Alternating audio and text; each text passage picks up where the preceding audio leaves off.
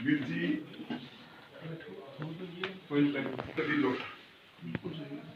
ये कहावत मैं नहीं बनाई, मेरे माँ बाप ने नहीं बनाई, मेरे बजुर्गों ने बनाई। पता नहीं किन्निया सियाणिया सुलझिया महापुरुषों ने यह चीज बनाई है ते सच्चाई है। जो चीज मुहावरा बनता है या गलबात कुछ उन्होंने वेख्या डिठिया होता है। बिल्कुल मसला यह आ सानू इकट्ठे होना चाहिए, पर इकट्ठे होने वास्ते अज वेखो 32 जथेबंदियां इकट्ठियां ने, बिल्कुल यकीनी है। एक जथेबंदी हर गल साथ दे रही है पर मीटिंग से नहीं बैठती, 31 इकट्ठियां बैठदियां बदतमीज। वो कहते जो तुसीं करोगे उवें करांगे, जो तुसीं कहोगे करांगे, पर मैं नाल नहीं बैठना। ਤੁਸੀਂ ਅੱਜ ਨਵਾਂਸਰ ਆਇਆ ਕੀ ਮਕਸਦ ਕੀ ਸੀ? मेरा अज आउण का मुख्य मकसद है कि साडे वालिया साहब का जिहड़ा रेड होया वो बहुत ही दुखदाई है। साडे मन नूं बड़ा दुख लग्या क्योंकि असीं लोग जिहड़ी किसान एजुकेशन कर रहे हैं ਉਹਦੇ ਵਿੱਚ ਜਿਹੜਾ ਸਾਡਾ ਯੋਗਦਾਨ ਆੜ੍ਹਤੀਆਂ ਦਾ ਉਹ ਸਾਡਾ ਅਖਲਾਕੀ ਫਰਜ਼ ਵੀ ਹੈ, ਕਿਉਂਕਿ ਕਿਸਾਨ ਤੇ ਆੜ੍ਹਤੀਆਂ ਦਾ 9 ਮਾਸ ਦਾ ਰਿਸ਼ਤਾ ਹੈ। ਦੂਸਰੀ ਗੱਲ ਇਹ ਹੈ ਕਿ ਇਹ ਸਾਡਾ ਨਾਲ ਜੁੜਿਆ ਜਿਹੜੇ ਕਾਨੂੰਨ 3 ਕਾਲੇ ਕਾਨੂੰਨ ਬਣੇ ਆ ਇਹ ਸਾਡੇ ਨਾਲ ਜੁੜੇ ਹੋਏ ਆ। ਸਭ ਤੋਂ ਪਹਿਲਾਂ ਇਹਦੀ ਮਾਰ ਪੈਣੀ ਹੈ ਪੰਜਾਬ ਤੇ ਹਰਿਆਣਾ ਦੇ ਆੜ੍ਹਤੀਆ ਵਰਗ ਨੂੰ। ਉੱਥੇ ਮੰਡੀਆਂ 'ਚ ਕੰਮ ਕਰਦੇ ਜਿਹੜੇ ਸਾਡੇ ਅਕਾਊਂਟੈਂਟ ਸਾਹਿਬਾਨ ਨੇ, ਮੰਡੀਆਂ 'ਚ ਕੰਮ ਕਰਦੇ ਸਾਡੇ ਜਿਹੜੇ ਮਜ਼ਦੂਰ ਆ ਜਿਨ੍ਹਾਂ ਦੀ ਰੋਟੀ ਰੋਜੀ ਇਸੇ 'ਤੇ ਡਿਪੈਂਡ ਹੈ। ਤਾਂ ਉਸ ਤੋਂ ਅੱਗੇ ਜਾ ਕੇ ਪੈਣੀ ਹੈ ਕਿਸਾਨੀ ਨੂੰ, ਤੇ ਕਿਸਾਨੀ ਤੋਂ ਬਾਅਦ ਪੈਣੀ ਹੈ ਪੰਜਾਬ ਦੇ ਹਰਿਆਣੇ ਦੇ ਪੂਰੇ ਦੇਸ਼ ਦੇ ਕਰਿਆਨਾ ਮਨਿਆਰੀ ਬਜਾਜੀ ਹਾਰਡਵੇਅਰ ਸੀਮੈਂਟ ਰੇਹੜੀਆਂ ਰਕਸ਼ਾ ਜੋ ਵੀ, ਕਿਉਂਕਿ ਅਸੀਂ ਐਗਰੀਕਲਚਰ ਤੇ ਡਿਪੈਂਡ ਆ। ਸਾਡੇ ਕੋਲ ਹੋਰ ਕੋਈ ਇਨਕਮ ਆਫ ਸੋਰਸ ਨਹੀਂ, ਪੰਜਾਬ ਦੇ ਕਿਸਾਨਾਂ ਤੋਂ ਬਿਨਾਂ ਸਾਡੇ ਕੋਲ ਕਮਾਈ ਦਾ ਸਾਧਨ ਨਹੀਂ। ਤਾਂ ਜੇ ਇਹ ਢਾਂਚਾ ਤਹਿਸ ਨਹਿਸ ਹੋ ਜਾਂਦਾ ਹੈ ਤਾਂ ਮੈਂ ਸਮਝਦਾ ਕਿ ਆਉਣ ਵਾਲੇ ਸਮੇਂ 'ਚ ਪੂਰਾ ਦੇਸ਼ ਹੀ ਸਾਡਾ ਜਿਹੜਾ ਆਰਥਿਕ ਪੱਖੋਂ ਕਮਜ਼ੋਰ ਹੋਏਗਾ। ਤੇ ਖਾਸ ਕਰਕੇ ਚੋਟ ਜਿਹੜੀ ਪਹਿਲਾਂ ਇਹ ਆੜ੍ਹਤੀਆ ਕਾਊਂਟਰ ਸਾਹਿਬਾਨ ਕਰਿਆਨਾ ਮਨਿਆਰੀ ਬਜਾਜੀ ਛੋਟੇ ਦੁਕਾਨਦਾਰ ਤੇ ਮਜ਼ਦੂਰਾਂ ਨੂੰ ਤੇ ਕਿਸਾਨਾਂ ਨੂੰ ਪੈਣੀ ਹੈ। ਇਸ ਕਰਕੇ ਅਸੀਂ ਉਹਦੇ 'ਚ ਹਿੱਸਾ ਲੈ ਰਹੇ ਹਾਂ। ਤੇ ਉਹਦੇ ਵਾਸਤੇ ਜੋ ਇਹਨਾਂ ਦੇ ਰੇਡ ਹੋਇਆ income tax department the government of India ਨੇ ਕਰਾਇਆ ਇੱਕ ਸੋਚੀ ਸਮਝੀ ਸਾਜ਼ਿਸ਼ ਦੇ ਤਹਿਤ, ਤੇ ਕਿਸਾਨੀ ਅੰਦੋਲਨ ਨੂੰ ਇਹ ਢਾਹ ਲਾਉਣ ਵਾਸਤੇ ਕੀਤਾ ਗਿਆ ਇਹ ਉਪਰਾਲਾ ਹੈ। ਮੈਂ ਉਹਦੇ 'ਚ ਇਹਨਾਂ ਦੇ ਨਾਲ ਹਮਦਰਦੀ ਪ੍ਰਗਟ ਕਰਨ ਵਾਸਤੇ, ਇਹਨਾਂ ਦੇ ਨਾਲ ਦੁੱਖ ਸਾਂਝਾ ਕਰਨ ਵਾਸਤੇ ਵੀ ਇਹ ਬਹੁਤ ਗਲਤ ਹੈ, ਕਿਉਂਕਿ ਇਹਨਾਂ ਨੂੰ ਚਾਹੇ ਇਹਨਾਂ ਦੇ ਘਰੋਂ ਕੁਛ ਨਹੀਂ ਮਿਲਿਆ, ਚਾਹੇ ਕੋਈ ਗਲਤ ਕੰਮ ਨਹੀਂ ਕਰਦੇ। ਆੜ੍ਹਤੀਆ 5-7-10 ਲੱਖ ਰੁਪਈਆ ਸਾਲ ਦਾ ਕਮਾਉਣ ਵਾਲਾ ਆਦਮੀ, ਉਹਦੇ ਕੋਲ ਕੋਈ ਬਲੈਕ ਮਨੀ ਨਹੀਂ, ਕੋਈ ਬਲੈਕ ਮਨੀ ਹੋ ਨਹੀਂ ਸਕਦੀ। ਅਸੀਂ ਕਮਿਸ਼ਨ ਲੈਂਦੇ ਹਾਂ ਸਰਕਾਰ ਤੋਂ, TDS ਕੱਟ ਕੇ ਆਉਂਦਾ। ਇਹ ਓਛੇ ਹੱਥਕੰਡੇ ਨੇ ਜਿਹਦੇ ਨਾਲ ਮਾਨਸਿਕ ਪਰੇਸ਼ਾਨੀ ਬਹੁਤ ਹੋਈ ਹੈ। ਬਾਕੀ ਗੱਲਾਂ ਤਾਂ ਚੱਲਦੀਆਂ ਰਹਿੰਦੀਆਂ, ਪਰ ਜਿਹੜਾ ਸਾਰੀ ਰਾਤ ਬਜ਼ੁਰਗ ਮਾਪਿਆਂ ਦੇ ਹੁੰਦੇ ਆ, ਲੇਡੀਜ਼ ਦੇ ਹੁੰਦੇ ਆ, ਛੋਟੇ ਛੋਟੇ ਬੱਚੇ ਘਰੇ ਸੁੱਤੇ ਪਏ ਆ, ਐਂ ਜਿਵੇਂ ਇੱਕ ਆਪਾਂ ਵੇਖਿਆ ਸੀ ਪਿਛਲੇ ਕਾਲੇ ਦਿਨਾਂ ਦੇ ਵਿੱਚ ਪੰਜਾਬ ਦੇ ਵਿੱਚ ਆਪਾਂ 10 ਸਾਲ ਸੰਤਾਪ ਵੰਡਾਇਆ ਵੀ ਰਾਤ ਨੂੰ ਆਣ ਕੇ ਘੇਰਾ ਪਾ ਲੈਣਾ, ਜਾ ਕੇ ਗੈਂਗਸਟਰ ਨੂੰ ਫੜਨ ਵਾਸਤੇ ਆਉਣਾ, ਨਾਲ CRPF ਹੋਰ ਪੈਰਾਮਿਲਟਰੀ ਫੋਰਸਿਸ ਲੈ ਕੇ ਆਉਣਾ। ਇਹ ਕੋਈ ਚੰਗੀ ਗੱਲ ਨਹੀਂ।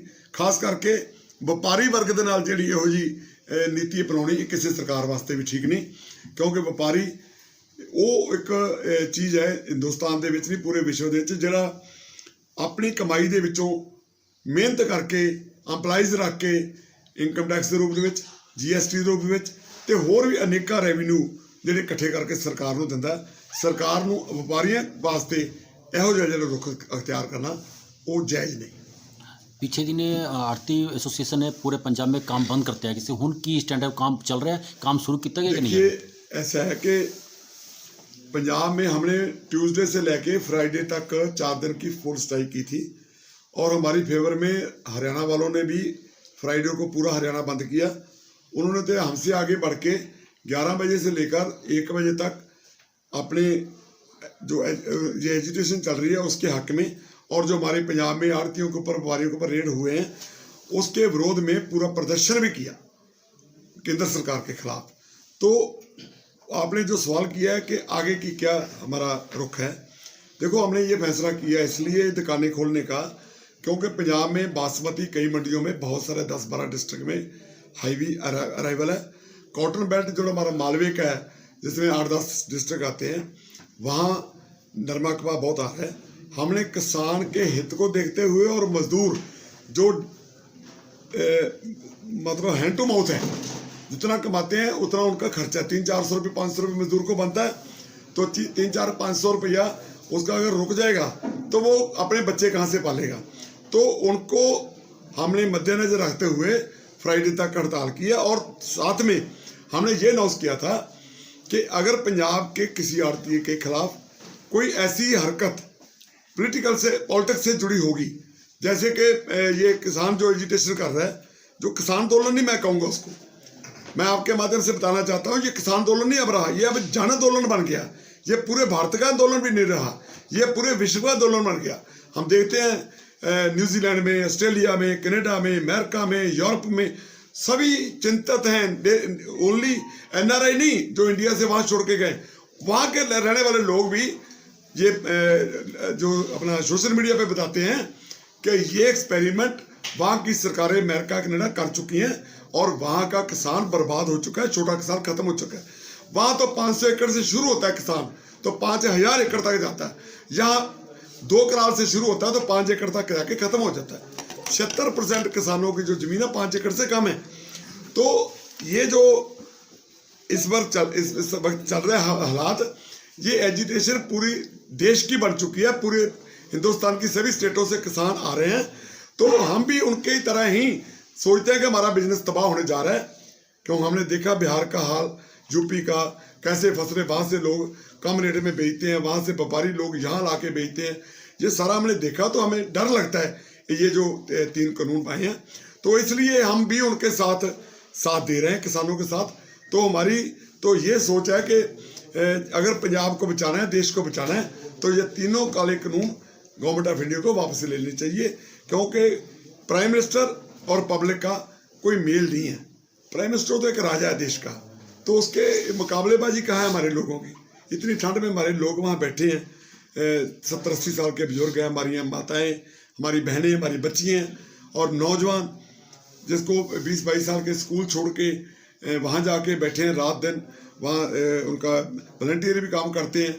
देखो ज़िंदगी में मेरी 60 साल से ऊपर उम्र होगी, मैंने पहली बार देखा है इतना बड़ा जन आंदोलन हो। तो वहाँ आज तक पिछले ये 5 जून को होता है, 6 महीने से ऊपर बीत चुके हैं। आज 6 महीने, तो आज 29 तारीख है, 6 महीने तो 24 दिन हो गए इस बिल को आए को, ऑर्डिनेंस के रूप में जो आया था। तो उसमें 4 महीने से एजिटेशन चल रही है, आंदोलन चल रहा है, लोगों की हाथ फैलाकर झोलियाँ अड़कर कहते हैं कि ये कानून वापस ले लो, हमें मत मारो।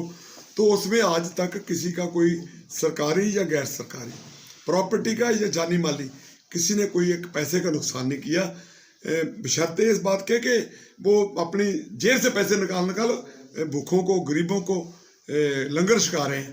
तो मैं तो अप्रिशिएट करता हूँ उस नौजवान पीढ़ी को, अपने बुजुर्गों को सलूट करता हूँ जो वहाँ जाके बिना किसी ऐसी सोच के कि हम लड़ाई लड़ने आए हैं, वो तो कहते हैं हम तो अपना हक मांगने आए हैं।